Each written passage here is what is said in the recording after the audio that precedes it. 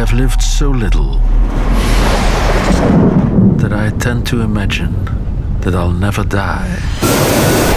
It seems improbable that a human life can be so empty. Who am I? Where do I come from? Where am I going? These days, more and more people are being tormented and disturbed by these questions. The seeds of so much misery are loneliness and senselessness. If we're not careful, we, Western people in our urbanized culture, will soon no longer know who we are.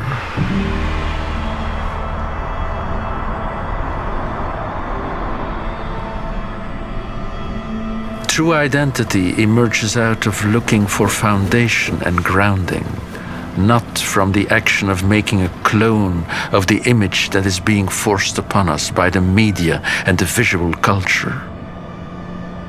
If we no longer question whatever meets us in life, if our only point of identification is the size of our breasts, the car we drive, or the amount of city trips we go on in a year, then we can only hope that this is a life we can sustain.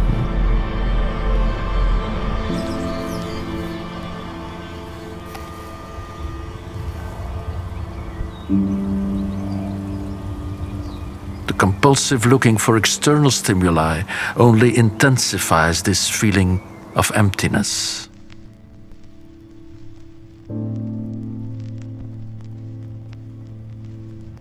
We're constantly looking for truths. We crave for more, and we are willing to go further each time. Normal things are taboo. Anything banal is to be avoided by all means. And that, while the tendency to this much stimulation only leads to complete emptiness.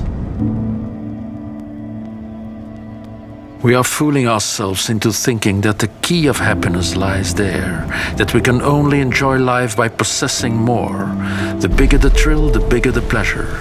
Until finally we, tired of getting a thrill, are confronted with its limitations and are sent back to square one all over. A typical characteristic of our postmodern society is the growing loneliness of human existence. Whilst we're all suffering on the waves of the World Wide Web, and we've never shared as much as we have in the last few years, never this many people have walked through life feeling lonely. L'enfer, c'est les autres, Sartre postulated. But in these times, wouldn't it be more true to say that hell is the absence of others? Those with a bunch of friends on Facebook are happy, because that way everyone can see how loved they are.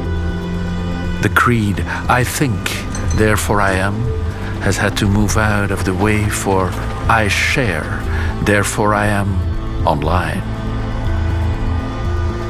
For some, the virtual world inhibits a larger sense of reality than the real world.